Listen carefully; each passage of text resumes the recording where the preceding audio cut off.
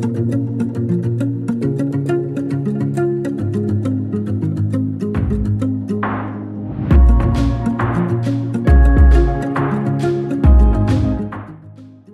à tous et bienvenue dans ce nouvel épisode d'Instant Simple, une parenthèse d'évasion. Aujourd'hui, j'ai la chance d'accueillir Charlie sur cet épisode de podcast pour qu'elle nous raconte son voyage en Thaïlande. D'ailleurs, on est en Thaïlande actuellement, à Pai.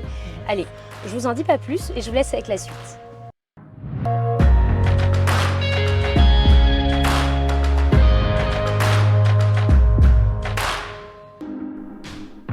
Bienvenue sur Instant Simple, une parenthèse d'évasion. Je suis Lina, coach de vie certifiée et voyageuse solo passionnée. À travers ce podcast, je vous propose chaque mardi un récit de voyage, une anecdote qui a été transformatrice pour moi ou l'un des invités. Le but, c'est d'aller explorer ensemble les leçons de vie qu'on a pu tirer de ces expériences, parfois un peu folles quand même. Alors si vous cherchez un podcast qui mixe développement personnel et voyage, vous êtes au bon endroit. Si ce concept vous plaît, je vous invite à soutenir ce podcast en laissant une note, un commentaire ou en le partageant à vos proches. Sur ce, bon épisode. Hello Charlie. Salut, Comment vas-tu? je vais très très bien et toi? Ça va très bien, merci. J'adore, en fait c'est toujours un peu délicat de commencer un épisode de podcast parce que on ne sait jamais trop comment parler parce que là on est ensemble, ça fait déjà toute la journée qu'on passe Ouais, ensemble, donc du coup exactement. là on se fait en mode « Oh bah salut, comment ça va ?» mais en mode c'est pas très naturel du coup. Alors Charlie, aujourd'hui pour ceux qui nous regardent, enfin pour ceux qui nous écoutent mais aussi pour ceux qui nous regardent, nous sommes à Pai dans un superbe hôtel, établissement, enfin c'est magnifique, Ouais, merci de m'accueillir ici. Avec plaisir. Et on vous enregistre cet épisode parce qu'avec Charlie on se suit sur les réseaux depuis Quelques mois, quelques mois. un peu avant de partir toutes les deux, ouais. Ouais, exactement. On se suit sur les réseaux et du coup, nos chemins se sont croisés à un moment à Chiang Mai et je t'ai proposé du coup de faire un épisode. On n'a pas pu le faire à Chiang Mai et les choses se font bien au final puisqu'on peut le faire à Pai. Exactement. Donc Charlie, est-ce que tu peux te présenter peut-être et nous parler de ton projet, de ton voyage parce que c'est assez particulier quand même. J'avoue. Alors moi c'est Charlie, j'ai 31 ans, je viens de Belgique. J'ai eu il y a quelques mois, j'ai commencé à préparer il y a quelques mois un voyage à vélo que je voulais faire en solo à travers l'Asie du Sud-Est. J'ai commencé à préparer ça plus ou moins 6 mois avant le départ. Bon, c'est une idée qui a germé pendant des années dans ma tête. Mais donc j'ai préparé ça pendant 6 mois et je suis partie tout début janvier pour la Thaïlande. Donc j'ai commencé par ce pays.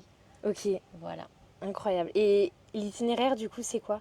Alors à la base c'était de remonter la totalité de la Thaïlande, descendre le Laos, descendre le Cambodge et remonter le Vietnam. Sauf que j'avais absolument pas connaissance des brûlis, donc des feux qui font dans le nord de la Thaïlande et du Laos à cette période. Et donc les plans ont changé, bon pour du bon, hein, parce que voilà. J'ai quand même fait Phuket-Bangkok à vélo. J'ai laissé mon vélo à Bangkok. En combien de temps? Alors ça c'est un peu particulier parce que j'ai eu la malchance d'être malade à plusieurs reprises pendant le trajet. Ok. J'ai eu des péripéties dont la perte de mes bagages de vélo à Shanghai, au stop que j'avais fait, qu'ils ont finalement été retrouvés, qui sont arrivés. Enfin bon bref, j'ai eu pas mal de péripéties qui m'ont retardée. Mais on va dire qu'en 3 semaines et demie en tout, j'ai fait Phuket-Bangkok. Mais sur le vélo, j'ai peut-être passé 2 grosses semaines pour faire les 800 km à vélo. Incroyable. Voilà. Et c'est pour ça vraiment que je voulais t'interviewer parce que là du coup c'est assez particulier puisque au final le jour où on enregistre là cet épisode, donc on est le 19 Le 19. Ouais, on est le 19 février. Donc je sais pas quand cet épisode sortira, peut-être que tu auras déjà terminé ton voyage au moment où l'épisode sortira. Mais à ce moment-là, en tout cas aujourd'hui, tu es vraiment en plein milieu de ton voyage. Ouais. Donc tu as fait cette première partie Phuket-Bangkok. Ouais. Et ensuite, qu'est-ce qui t'attend par la suite dans les plans que tu t'es fixés? Alors du coup, j'ai zappé le nord de la Thaïlande à vélo que j'ai fait. Du coup, là, je suis venue en bus jusqu'ici. Je m'autorise une petite pause de vélo que j'ai laissée à Bangkok. Et le Laos ne fera finalement pas partie du plan parce que ça ne rentre pas avec les brûlis, tout ça, c'est pas possible. Okay. Donc du coup, après ça, je vais au Cambodge et après ça, je fais le Vietnam. Donc je compte retourner à Bangkok dans les 10 jours à venir.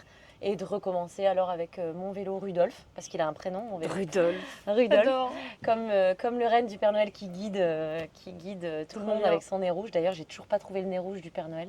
Peut-être que quand l'épisode sortira, il y aura enfin un nez. Hein. Ce sera le C'est suspense. Mais donc, du coup, oui, après, ça sera le Cambodge et le Vietnam en solo, toujours à vélo. Donc, voilà. Incroyable. Enfin, je suis vraiment trop contente de t'avoir dans cet épisode parce que du coup, c'est vrai que nous, on n'a pas la même manière de voyager. Moi, je voyage en backpack, on va dire, chose que tu fais là pour le nord de la Thaïlande. Ouais. Donc, voyager en backpack, c'est avoir son sac à dos, bouger, on va dire, d'auberge en auberge, prendre des bus, des fois faire du stop, prendre des trains. Toi, c'est vrai que pour le coup, tu vois, moi qui voyage en backpack, on va dire que la destination, c'est le voyage. Oui. Alors que pour toi, le voyage, c'est vraiment le trajet pour arriver à telle ou telle destination. Exactement, oui. C'est vrai que c'est très très différent parce que les réalités ne sont pas les mêmes. Par exemple, moi je ne peux pas booker, je t'entends dire ouais on voyage d'auberge en auberge. Moi un exemple que je peux te donner c'est que je ne peux pas booker à l'avance le logement où je vais dormir. Alors premièrement j'ai ma tente, donc ma tente, mon sac de couchage, mon matelas, c'est par exemple quelque chose que je fais régulièrement. Mais il y a des endroits où on ne peut pas camper. Par exemple dans les parcs nationaux c'est compliqué, je ne trouve pas toujours de camping. Ou alors le camping n'est pas exactement le même système que chez nous en Europe. Donc du coup moi il faut que j'aille sur place pour voir les lieux, pour demander si mon vélo peut être mis quelque part en sécurité, parce que peu importe qu'on soit en Asie, dans un pays beaucoup plus sécure qu'ailleurs, mon vélo ne peut pas rester dehors parce qu'il y a des sacoches que je ne peux pas retirer à chaque fois, etc. Donc moi, ça c'est vraiment une réalité que j'ai. Je ne peux pas booker à l'avance mon logement. Je dois aller sur place, poser la question, savoir si par exemple je peux prendre mon vélo, limite même dans ma chambre. J'ai énormément de logements qui m'ont permis de prendre le vélo dans la chambre d'hôtel. Vraiment, ça a été assez courant, vraiment. Et donc du coup, ça c'est vrai que c'est rassurant parce que du coup, je dois pas retirer toutes les sacoches, m'organiser, dire ah oui ça je dois pas oublier parce que sinon je dois tout redescendre, aller chercher. C'est clair. Enfin voilà. Ouais, Ça, c'est trop de manutention. Ouais, exactement. Ouais. Et qu'est-ce qui t'a, enfin, pourquoi le vélo? Alors, il faut savoir que, bon, je viens de Belgique, je le rappelle, le vélo chez nous, c'est vraiment une institution. Je veux dire, je connais pas de Belge qui n'a pas de vélo. En fait, tout le monde reçoit un vélo pour son 10e anniversaire ou sa première communion. Vraiment, tout le monde a un vélo. Donc, c'est vrai que c'est quelque chose que j'ai toujours eu. Je me souviens très, très, très bien de mon premier vélo, du jour où je l'ai reçu. Enfin, vraiment, c'est une image que j'ai dans la tête. Et alors, j'aime ce moyen de transport parce que je trouve que déjà c'est écolo. Alors, j'ai un côté vraiment où je prends soin de l'environnement qui est très très. C'est vraiment important pour moi de prendre soin de l'environnement. Donc, c'est vrai que j'aime ce moyen de transport. C'est un moyen de transport moi qui me détend beaucoup. Alors oui, il y a l'effort physique, mais c'est quelque chose que j'aime. Je vois des choses qu'on ne voit pas en voiture. Je prends le temps. Ça va un peu plus vite qu'à pied quand même. Et puis j'aimais aussi le fait de prendre le temps, de voyager à vélo. Puis l'approche des gens n'est pas la même quand on se dit elle est quand même venue jusqu'ici à vélo. Puis je pense qu'il y avait aussi le défi perso. Il y avait plein de choses que j'aimais dans ce moyen et je ne regrette pas du tout de l'avoir fait. Et est-ce que c'est quelque chose que tu as déjà fait? Enfin, est-ce que tu faisais beaucoup de vélo? Enfin, tu m'as dit que tu faisais du vélo peut-être pour aller à ton travail, etc. Mais là, tu avais vraiment un rythme de plusieurs dizaines de kilomètres par jour, en pleine chaleur, etc. On est d'accord, avec, tu m'as dit, le double de ton poids, du coup, avec mon poids, avec ton poids et avec toi, plus ton poids en bagage. Exact, ouais. Donc, est-ce que c'est quelque chose que tu avais déjà fait avant? Genre, tu t'es dit en mode en Europe, vas-y, je me teste sur un week-end. Non. C'était le projet. Alors, à la base, c'était vraiment le projet de tester tout mon matériel. Alors, j'ai testé tout mon matériel, mais une chose à la fois. J'ai malheureusement pas eu la chance, pas eu le temps pour le tester entièrement, vraiment avec le vélo, avec tout l'équipement, etc. C'est la toute première fois que je pars seule à vélo. Déjà, la toute première fois que je pars seule si longtemps, si loin. Et à vélo, c'est la première fois aussi. Donc, je suis allée dans plein de premières fois. Et puis, quand je suis arrivée ici, que je suis tombée malade, je me suis dit, waouh, mais l'univers est en train de me dire qu'il faut que j'arrête, que je rentre en fait. Et finalement, pas du tout. Je pense que l'univers m'a dit, maintenant, tu t'arrêtes, tu te poses. Parce que c'est vrai que les 6 mois avant le voyage, ça a été vraiment préparer, s'équiper, se renseigner, cumuler plusieurs jobs pour mettre de l'argent de côté. Enfin, ça a été vraiment très, très, très, très physique. Physiquement, émotionnellement, enfin, tout a été vraiment compliqué les 6 mois avant le départ. Et donc, c'est une première, vraiment, le voyage à vélo. Et en fait, Comme je dis, je regrette pas. Alors, il y a plein de choses que je fais certainement très mal, hein. Il y a des gens qui l'ont déjà fait et qui doivent se dire, ah non, mais alors elle pousse son poids, non, mais n'importe quoi. Oui, je suis 100% d'accord. Je sais que je suis trop chargée. Je sais qu'il y a des choses que j'aurais pu adapter. Je sais qu'il y a des choses, ah, mais n'importe quoi. Elle a pris ses guides du routard dans son vélo. Non, c'est lourd, des guides du routard pour les 4 pays en plus. Enfin, oui, ok, je sais, c'est des choses que. Mais bon, il y a des choses sur lesquelles je ne voulais pas faire de croix. Je pense qu'on est tous différents. Je pense qu'on fait tous voilà, nos choix. C'est un choix, même en voyage en sac à dos, c'est un Mais choix qu'on se pose tout le temps. C'est est-ce que j'emmène ce livre? Parce que les gens, quand on voit un objet, on se dit, bah c'est léger, tu vois. Ouais. Sauf qu'en fait, c'est, ah bah tiens, je prends ce livre, et puis si Et je puis prenais ça. cette paire de boucles Et puis d'oreilles, ça. et puis ce pantalon, et puis ça, et puis ça. Exactement. Et en fait, ça commence à peser. Exactement. Et du coup, c'est vrai que le fait de se poser la question, en fait, de chaque objet qui est avec nous, est-ce qu'il va vraiment nous être utile ou pas, tu vois. C'était vraiment ça. Ça a été. Alors, les deux choses sur lesquelles j'ai pas fait de concession, c'est mon pied photo. Parce que quand on voyage seul, un pied photo, c'est quand même pas mal. Parce que du coup, moi, je trouvais ça super important de pouvoir me prendre en photo dans des endroits où il n'y a personne pour m'aider ou alors qu'il y a justement trop de gens et que les gens ne te regardent pas. Mais donc mon pied photo, ça, j'ai pas regardé au poids, à la taille, à machin, je voulais le prendre. Et alors les guides du routard, parce que c'est quelque chose avec lesquels, enfin, je voyage toujours, peu importe le pays que je fais ou la ville que je fais, j'ai toujours un guide du routard depuis la nuit des temps. Ok. Donc ça, c'est vraiment les deux choses sur lesquelles j'ai pas fait de croix. Mais à côté de ça, bah oui, on discutait tout à l'heure du fait que j'étais coquette. J'ai pas de bijoux, j'ai pas de maquillage, j'ai pas de lisseur, j'ai pas d'après-shampoing. Enfin, c'est des choses sur lesquelles j'ai fait une croix parce que je me suis dit, c'est pas important. C'est pas important. En voyage à vélo, ouais. Carrément. Enfin, c'est pas indispensable pour moi, en tout cas, encore une fois. Ça peut l'être pour d'autres et sans aucun... pourquoi pas, quoi. Mais voilà. Et j'avais une question, parce que là, du coup, ton voyage a commencé. Tu nous as dit que pendant 6 mois, du coup, tu as fait préparatif de voyage à fond et tu avais la tête dans le guidon, on peut le dire. Complètement, ouais. Tu avais vraiment la tête dans le guidon, c'est le cas de le dire. Et comment tu te sentais émotionnellement parlant à ce moment-là? Est-ce que tu avais des appréhensions? Est-ce que tu avais de l'excitation de partir? Enfin, le jour où tu es partie, comment tu te sentais? Alors, avant de partir, la question, je pense qu'on m'a le plus posée, c'est « tu n'as pas peur ?» Ouais. Partir seule, faire du camping à l'autre bout du monde, t'as vraiment pas peur? Et moi, ma réponse, c'était toujours non, en fait. Ouais. C'est vraiment un sentiment que je n'ai jamais eu. Il n'y a pas un moment où je me suis dit « Ouah, j'ai peur de ça ».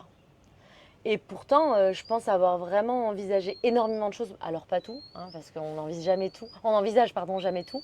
Mais j'avais pas peur en fait de la solitude. J'avais pas peur de tomber sur un serpent, une araignée, un scorpion. Enfin, j'avais pas peur. J'avais pas peur de devoir monter ma tente, réparer mon vélo. Enfin, la peur n'a pas fait partie de mes sentiments. J'avais de l'excitation, oui, mais je pense que il y avait que ça qui comptait en fait. Vraiment, j'étais focus sur le voyage, la préparation, l'équipement. Je voulais vraiment... Bon, on m'a dit souvent, pour éviter la peur, pour éviter le doute, entraîne-toi. Donc je me suis entraînée à démonter mon vélo, je me suis entraînée à enlever ma roue, remettre ma roue. Enfin, des trucs qui me faisaient peut-être, qui me donnaient un peu d'appréhension. Oui, et puis que tu savais pas faire, quoi. Voilà. Enfin, ah oui, non, mais complètement. Pas à l'aise dedans. Complètement. Donc du coup, je me suis entraînée à les faire.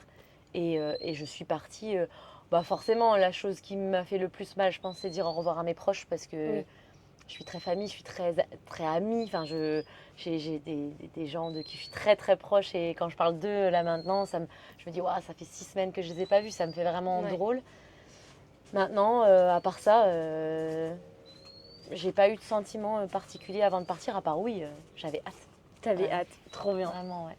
C'est incroyable et c'est surtout, moi franchement je t'admire énormément parce que j'admire les personnes comme toi qui ne pleurent pas. Ne pleurent pas, j'ai vu les larmes monter mais instant. C'est super, ça fait trop bizarre quand on me dise ça, l'admiration, je trouve ça incroyable. Mais vraiment je t'admire parce que tu vois les personnes qui font comme toi en fait, qui font de leur voyage, enfin du trajet leur voyage, tu vois. Ouais. Et tout à l'heure je parlais à Ilias, un Argentin de l'auberge de jeunesse où je suis, rien à voir avec l'épisode, enfin si, il y a quand même un rapport. Ouais. Et il me disait, écoute là, mes plans changent, il était volontaire dans une auberge, finalement ils enlèvent tous les volontaires, il ne peut plus l'être. Et il me dit, mais je crois que, il est argentin et il dit, je crois que j'ai envie de partir en Europe en stop.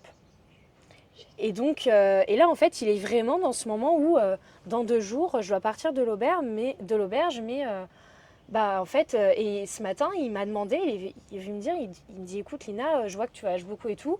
J'ai envie d'aller en Europe en stop, en partant de la Thaïlande. Qu'est-ce que t'en penses? Et moi, je lui ai dit, j'ai pas la réponse pour toi, mais fais-le. Mais Genre, génial. Mais je carrément. lui ai dit, si t'en as envie, fais-le. Et du coup, il commençait, bah forcément, il faut passer par la Birmanie. Oui. Du coup, c'est Bien sûr, en guerre, très en compliqué. conflit, etc. Donc, il disait, bah peut-être je prends un vol jusqu'en Chine, mais il était là, quitte à prendre un vol, autant enfin, voilà. Oui. Donc, il se questionnait un peu. Et en fait, je trouvais ça mais incroyable de me dire, purée, il part en stop. Ouais. Ou 2 autres personnes là qui sont parties hier de l'auberge, un couple de Norvégiens de 21 ans, genre très Ah jeunes. oui, très jeune. Un couple de Norvégiens qui partent, là ils sont partis hier et ils marchent jusqu'au Vietnam. Waouh. Donc ils vont passer par le Laos, ils vont marcher jusqu'au Vietnam. Et ils sont partis à pied, comme C'est ça. merveilleux. Et en fait je me dis, mais ces gens-là, c'est comme toi avec ton vélo, c'est genre le trajet, c'est la destination en fait. Oui, c'est ouais, Enfin c'est le vrai que voyage. ouais, c'est le voyage. Mm. C'est vrai que moi, c'est vrai. Enfin, il y a eu plein d'imprévus. Il y a plein de gens qui m'ont Ouais. dit alors, c'est ce que t'attendais? Mais en fait, pas du tout. Mais c'est Ouais. tellement mieux en fait. Je m'attendais à tout sauf ce que je suis en train de vivre. Oui. Que ce soit là maintenant, au moment où on se parle, où il y a 1 heure, il y a 10 jours, où il y a un mois, j'ai vécu mais 1 million de choses auxquelles je ne m'attendais pas. Énormément de positives. Et même les négatives, j'ai envie de dire, elles se sont transformées en positives parce qu'elles. Enfin, moi, il n'y a rien à faire. Je me dis toujours, il n'y a pas de hasard dans la vie. Je pense qu'il y a toujours quelque chose à apprendre derrière. Ce voyage me montre à quel point j'ai des choses à apprendre. C'est incroyable. Et je trouve ça mais tellement intéressant oui, de se dire, il faut prendre le temps. Et, allez, je connais des gens qui voyagent, qui ont fait un tour du monde. Ouais, moi, j'ai booké un vol, je vais dans tel. Je vais faire autant de pays. Ouais. Ouais, c'est chouette. Je trouve ça génial. Mais moi, personnellement, je ne voulais pas rentrer et dire j'ai fait 27 pays. Je voulais dire j'ai vécu des trucs incroyables, même si c'était en un seul pays en fait. Parce que là, honnêtement, en Thaïlande, je suis d'ailleurs allée prolonger mon visa parce que j'aime beaucoup ce pays, j'aime beaucoup ce que j'y vis, ce que j'y trouve, j'adore. Et ouais, je me dis même si j'arrive à trouver tout ce que je suis venue chercher, même si finalement je ne sais pas tout à fait ce que je suis venue chercher, dans un seul pays, ça me va en fait. Ça me va, j'aurai voyagé et en effet, ce sera tout le chemin qui aura fait mon voyage. Ouais. Et c'est beaucoup plus impactant. C'est vrai que l'autre jour, j'ai rencontré un couple qui était un peu comme tu dis, en année tour du monde. Et ils avaient 1 an pour faire tout le tour du monde. Et en fait, c'était pendant 4 jours. Là, on est là pendant 4 jours, on part de Paille à telle date. Demain, du coup, on sait qu'il faut faire ça à Paille. Du coup, on a booké tous nos jours, donc c'est tout prêt. Après, on prend l'avion pour ci, on fait ça. Oui. Et en fait, au final, ils vont voir ce qu'ils sont venus voir, en fait. Exactement. Et ils vont pas voir ce qu'ils voient vraiment. C'est un peu comme hier quand je t'ai emmené tellement. au cirque à Paille. Tellement. On s'attendait pas à voir des numéros de cirque, etc. quoi. Complètement. Et c'est pareil pour toi avec le voyage en vélo. Tout à fait. Moi, je change mes plans 4 fois par jour. Mon meilleur ami mexicain m'a dit avant de partir, moi, je suis quelqu'un de très organisé dans la vie, même parfois trop. D'accord. Je suis quelqu'un qui book vraiment, voilà, c'est carré comme ça. Tout est organisé, j'ai des classeurs avec des titres, j'ai des trucs, vraiment c'est très très organisé. Cette semaine on mange ça lundi, ça mardi, ça. Ah ouais. Parce que je pense que c'est quelque chose qui me rassure. Alors peut-être que je reviendrai à être comme ça, bon, j'ai un doute, mais peut-être que je serai comme ça quand je rentrerai. Mais je pense que le fait que mon meilleur ami, donc j'en reviens à ça, mon meilleur ami mexicain m'a dit Charlie, n'oublie pas, le plan, c'est pas de plan. Et en fait, j'ai adoré sa phrase. Ouais. The plan is no plan. J'ai dit ok, en fait, le plan, oui. c'est de pas en avoir. C'est tout à fait ça. Et en fait, quand on me dit alors, tu fais quoi après? Je sais pas. Je vais peut-être rester à Paille un petit peu plus longtemps. Mais c'est ça. Voilà. Parce que moi, je me dis un jour à la fois. Alors, je pense pas qu'il faut être dans. En fait, je pense qu'il faut pas être dans les extrêmes. Alors là, je suis dans un extrême et quand j'étais en Belgique, j'étais dans l'autre. Je pense qu'il faut trouver un juste milieu. Mais en effet, laisser place à l'imprévu, laisser place à waouh, j'ai rencontré cette personne-là qui m'a appris des trucs de dingue. Waouh, j'ai vu ce truc-là que si j'avais pas été là à ce moment-là, parce que j'avais prévu finalement d'être à l'autre bout, ça serait jamais arrivé. Ouais. Mais en fait, c'est génial. Et moi, ça me fascine en fait, de me rendre compte de ça. Et si tu devais nous dire ce qui t'a le plus challengé pendant ce premier, on peut dire ce premier mois, enfin ça fait un mois et demi là que tu voyages. Je suis en milieu de ma 6e semaine, donc ouais, c'est ça. Pendant ce premier mois et demi, qu'est-ce qui t'a le plus challengé? Est-ce que tu as été surprise par des choses? Est-ce que des fois tu as eu des réactions que tu pensais pas avoir? Enfin, est-ce que tu t'es découverte d'une autre façon aussi? Qu'est-ce qui t'a challengé? Je pense que le fait d'avoir le temps d'être seule et de penser à toutes les choses que je dis toujours, je vais m'occuper. Ma grand-mère, elle dit toujours, occupe-toi les mains pour t'occuper l'esprit. En fait, je pense que c'est ce que je fais très souvent, trop souvent. Et en fait, là, le fait de n'avoir, alors c'est bizarre de dire n'avoir pas grand-chose à faire, mais avoir le temps en tout cas de penser à moi, à ce que je ressens, à ce que mon corps me dit, à ce qui se passe. Ça, c'est quelque chose qui m'a challengée parce que c'est quelque chose, j'ai pas du tout l'habitude de ça, vraiment. C'est sûr, quand tu te retrouves à pédaler pendant des heures, tu as le temps de penser quand tu pédales. Oui, et quand tu sors de 6 mois d'avoir la tête dans le guidon, c'est le cas de le dire, le guidon, en fait, oui, ça a été le jour et la nuit. Et je pense que c'est ça aussi que je suis tombée malade à plusieurs reprises parce que mon corps m'a dit t'as fait la maline, t'as voulu me pousser à bout du bout, là maintenant tu vas te calmer et tu vas prendre le temps pour toi en fait. Finalement, c'était encore une fois positif, malgré que j'avais pas envie d'être malade, malgré que je râlais, je disais oui mais je peux pas rouler, j'avance pas. Mais finalement, c'est pas grave, j'ai fait une fois de l'autostop. Il y a quelqu'un qui a mis mon vélo dans son pick-up et j'ai rencontré un homme incroyable, adorable, qui m'a. Il parlait à peine l'anglais, mais on a échangé avec les mains, avec Google Translate. Et ce moment-là, je l'aurais pas vécu si j'avais pas été malade. Donc encore une fois, vraiment. C'est voir le verre à moitié vide, à moitié plein. Et pas à moitié vide. Oui, à moitié plein, exactement. On va y arriver avec cette expression. On va y arriver. Hein. Déjà hier, c'était on va boire le verre à moitié. Non, c'est pas boire le verre, non, c'est boire le verre. Mais donc ça, c'est vrai que ça a été un challenge, le fait de me retrouver seule avec moi-même. Et puis je pense que le physique un peu aussi. Parce que je suis très loin d'être une cycliste professionnelle. Je vais à vélo tous les jours au boulot, mais bon, c'est pas la folie. Et c'est vrai que le fait de se retrouver au bout du monde avec une chaleur écrasante sur un vélo, à traîner autant de poids, oui, physiquement, ça a été dur. Et ce sera encore dur, mais c'est chouette, c'est un challenge. Et c'est cool parce que, tu vois, ça prouve aussi à d'autres personnes que, franchement, les limites qu'on a, c'est que dans la tête. Exact. Parce que, si toi qui dis, tu fais à peu près comme la majorité des personnes quand elles vont au boulot en vélo, tu fais pas plus que ça, et c'est pas une excuse pour quelqu'un qui dit en mode non mais moi je vais juste au taf en vélo, je vais pas partir en voyage en vélo alors que j'en ai envie. Ça c'est pas une excuse par exemple. Moi j'ai envie de dire tout est possible. J'ai une adorable maman qui est rentrée un de ces jours, qui m'a appelée, qui m'a dit il faut que je te dise, j'ai parlé avec cet homme-là, il fait tout le temps du vélo, il m'a dit il te reste 2 mois, là maintenant il faudrait que tu fasses 50 km tous les jours pour être prête pour le mois de janvier, hein. Sinon tu seras pas prête. Hein. Et je me souviens qu'elle m'a dit ça, mais de manière tout à fait bienveillante, vraiment. Elle était inquiète, en fait, je pense, du fait que mais physiquement, elle est pas prête, ça va pas aller. Je lui ai dit oui, oui, maman, oui. Mais j'ai envie de te dire, si les premiers jours, j'ai envie de faire 5 km par jour, je ferai 5 km. Et les derniers jours, là, avant Bangkok, j'en faisais 80. J'avais envie de dire 70, mais on va dire 70. Ouais. J'étais entre 70 et 80. Je faisais entre 60 et 80, pour être honnête. Mais je me disais, j'ai jamais cru que j'allais faire autant de kilomètres en une journée, tout en ne me flinguant pas la santé, quoi. Ça allait, le soir, j'avais encore l'énergie. Je pense qu'après, c'est la mémoire musculaire, c'est la mémoire du corps aussi. C'est que les premiers jours, c'est dur, et puis après, ton corps, il s'habitue, il comprend. Ouais. Et après, ça... Alors, peut-être des fois, il doit te remettre un peu en mode... Oui, non mais complètement. Complètement. Mais il y a quelque chose que j'avais lu. Alors, je ne saurais pas dire qui avait dit ça, donc je vais pas m'avancer si on est sur du Michelle Obama ou quelque chose comme ça, mais en tout cas, c'était dans cet ordre-là. J'avais donc lu il faut te voir où tu veux être. Et moi, pendant 6 mois, je me suis vue arriver à Hanoï avec mon vélo. Parce que Hanoï, c'est normalement la fin du voyage en Asie, en tout cas.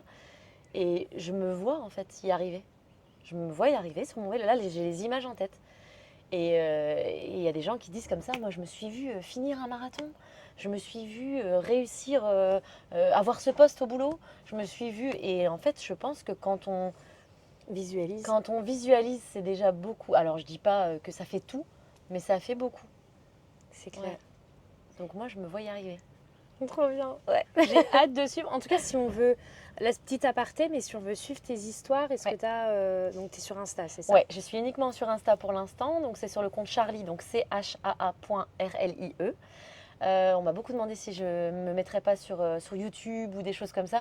J'avoue que j'y pense, mais ça me prend déjà beaucoup de temps de partager parce que je suis très, très active sur Instagram. C'est vrai. Donc, Plus active que moi. Donc j'avoue que c'est vrai, ça me prend vraiment beaucoup de temps pour le moment, mais c'est vrai que j'ai un drone, donc je fais des belles images en format paysage, donc je pourrais y penser et faire un compte YouTube. Bon, si jamais, tout est dans la barre de description, voilà, au niveau, je ne sais pas quand je sortirai cet épisode, donc peut-être que tu auras une chaîne YouTube, en tout cas je mettrai ton Insta en description. Oui.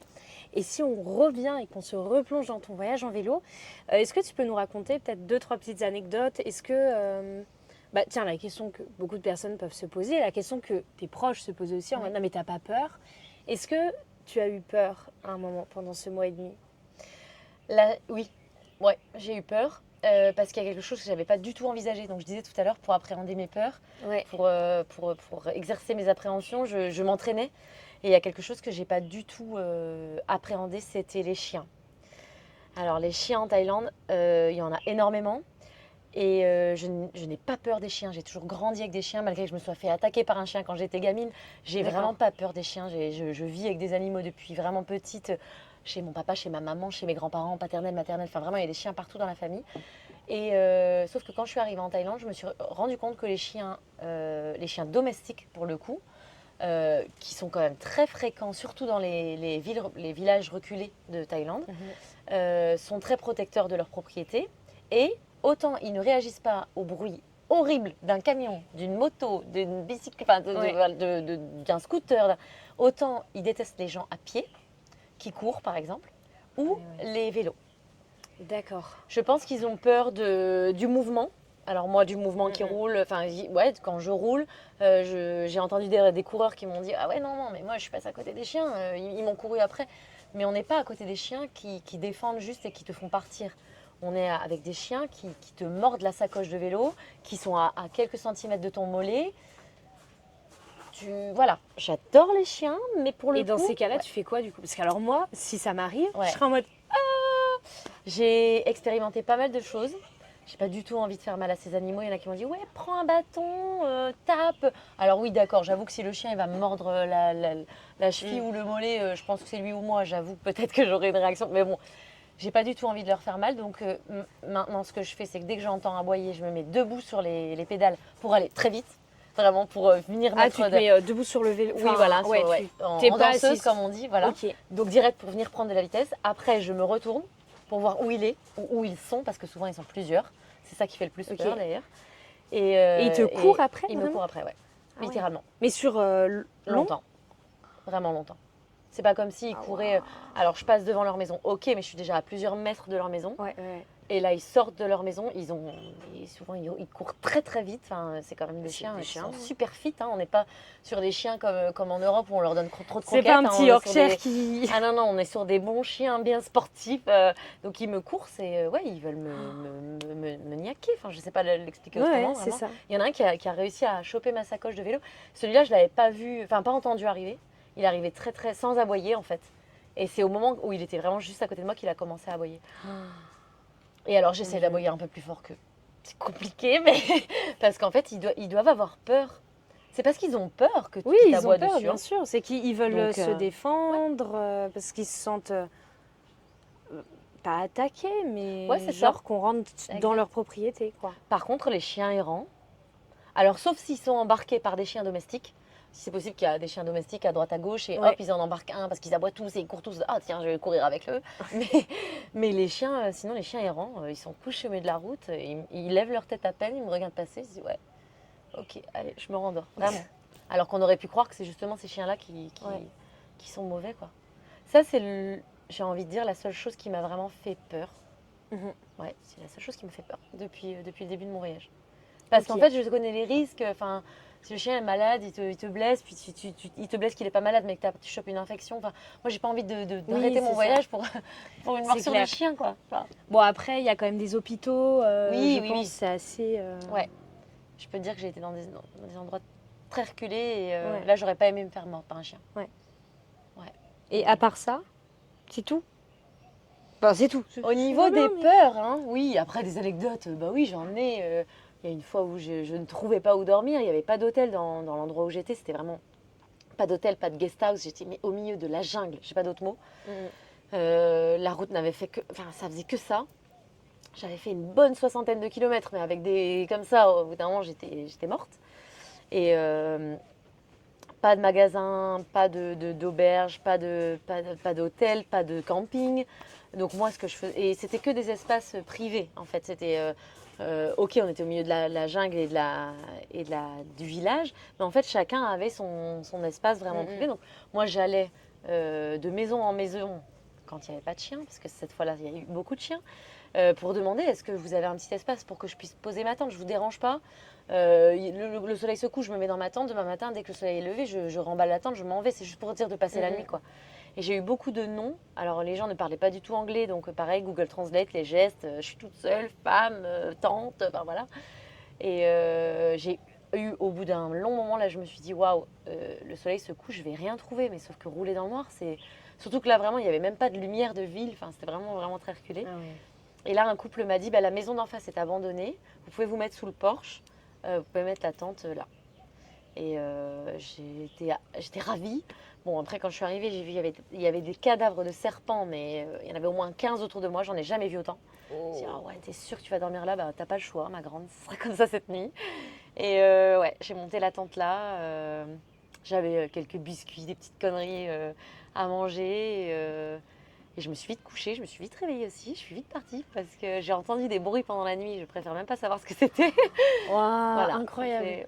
ça c'était vraiment l'expérience la plus. Donc, tu vois, l'hôtel de luxe, là, Ouais, ça me change c'est beaucoup pas mal. Il n'y a ce pas de genre serpent. Enfin, Ah oui, je c'est. trouve pas. Ouais, le gars d'ailleurs d'en face était venu me montrer qu'il y avait de l'eau. Mais bon, la maison était abandonnée, c'était des grandes cuves d'eau qui étaient certainement stagnantes depuis des mois, voire peut-être des années. Je t'avoue que j'ai pas eu envie de même me laver avec.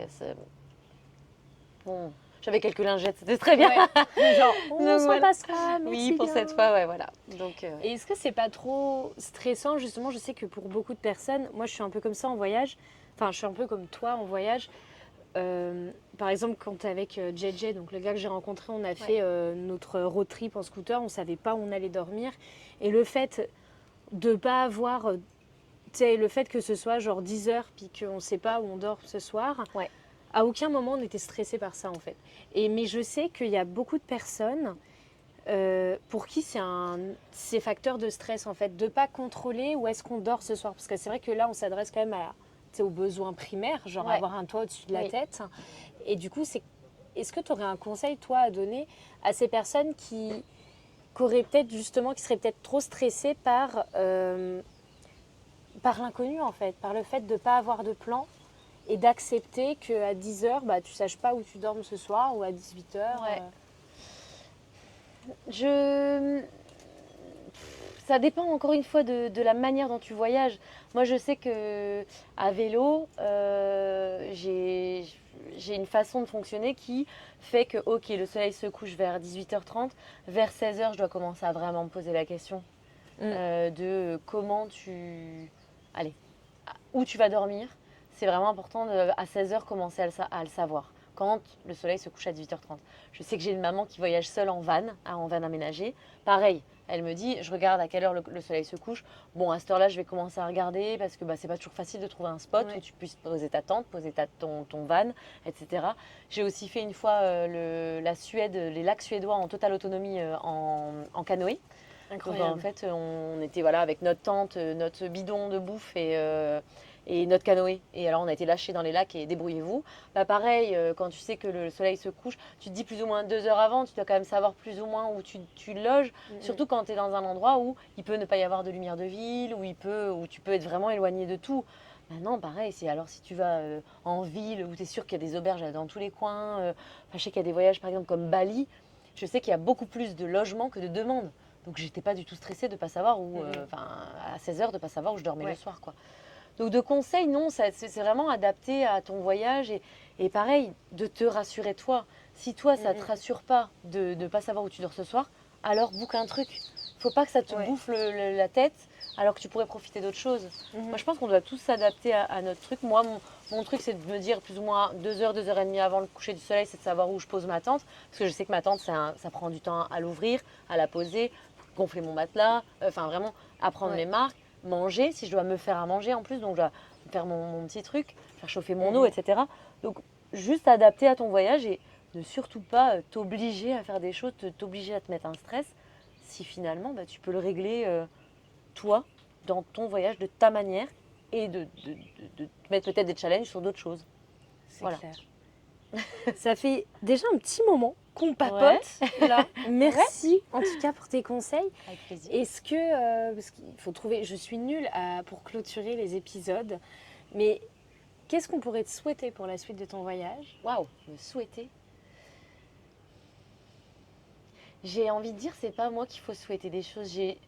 Je me rends compte en faisant mon voyage qu'il y a des gens comme toi qui me disent qu'on m'admire ou que c'est génial ce que j'ai fait. J'ai envie de dire, je suis la preuve vivante que tout est possible. Donc j'ai envie de dire, réalisez vos rêves. Faites les choses. Que vous soyez une petite femme pas très sportive et que vous ayez envie d'aller conquérir l'Asie du Sud-Est avec votre vélo, mais allez-y en fait, c'est possible. Donc c'est plus à ces gens-là que j'ai envie de souhaiter des choses. J'ai envie de souhaiter à tous les gens que j'aime et même aux gens que je ne connais pas. Et qu'en fait, il faut réaliser ses rêves, il ne faut pas attendre. Je vais donner un exemple bidon, hein. Mais quand on mange un cornetto, moi je sais que quand je mangeais un cornetto avant, vraiment un exemple bidon, j'avais hâte d'arriver au petit bout du cornetto avec le chocolat. Parce que c'est le meilleur moment. Mais en fait, c'est pas le meilleur moment. Tout le cornetto, c'est le meilleur moment. Et je pense qu'il faut se donner les moyens de le faire, arrêter d'attendre qu'il se passe ça. Oui, mais je vais attendre d'avoir tel âge, je vais attendre, c'est le week-end, je vais attendre que je sois moins fatiguée, je vais attendre. Arrêtez d'attendre en fait. Et faites. Donc c'est ça que j'ai envie de souhaiter aux gens. Merci. Il n'y a pas de quoi. Et je te rejoins complètement là-dessus parce que combien de personnes on connaît, en plus, moi qui suis originaire de Haute-Savoie, c'est vrai que j'ai beaucoup de connaissances, de proches qui sont frontaliers avec la Suisse. Donc beaucoup de personnes vont travailler en Suisse pour le salaire, etc. et vivent en France. Et beaucoup de jeunes de notre âge se perdent un peu dans l'attrait de l'énorme salaire suisse. Et du coup, ils se font des semaines, mais à des milliers d'heures. Et en fait, ils se disent, ouais, je mets de côté, je fais ça 2-3 ans. Parce qu'en fait, ils tombent dans le truc. Et au final, on profitera après. Ouais, et on profitera après. Mais c'est pas à 60 ans que tu auras l'énergie pour profiter de faire les choses. Enfin, je nous souhaite d'avoir de l'énergie à 60 ans, mais c'est pas genre quand tu seras retraité que tu auras... Enfin, on est en train de vivre, et je pense beaucoup de personnes qui nous écoutent, enfin, vu les stats de mon podcast, beaucoup de personnes ont entre 25 et 35 ans. Genre, on va dire peut-être 60% des personnes qui m'écoutent. Donc, 25-35 ans, c'est la période où on a le plus d'énergie pour faire les choses, quoi. Donc autant y aller genre maintenant. Et l'argent, ça va, ça vient, ça reviendra. Enfin franchement. Mais pas le temps. Mais pas le temps. Et pas l'énergie non plus. Ouais, je te rejoins à 100%. Donc voilà, il faut arrêter d'attendre. Merci à toi. C'était un plaisir en tout cas. Et plaisir partagé vraiment. Allez suivre ses aventures sur les réseaux. Ouais. Merci beaucoup.